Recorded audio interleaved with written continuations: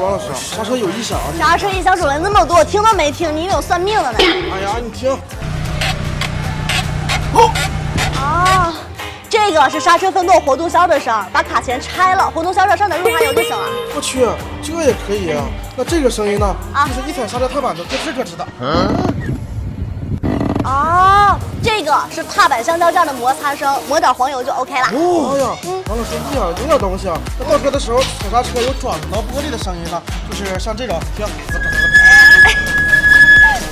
这个呀，不但听着有点难受，处理起来也挺难的。要不然呢，就是该换刹车片了；要不然呢，就是里边卡小石子儿了。对了，如果是里边卡小石子儿了，别忘了挑出来之后呢，打磨一下刹车片。哎，王老师，你能听这声？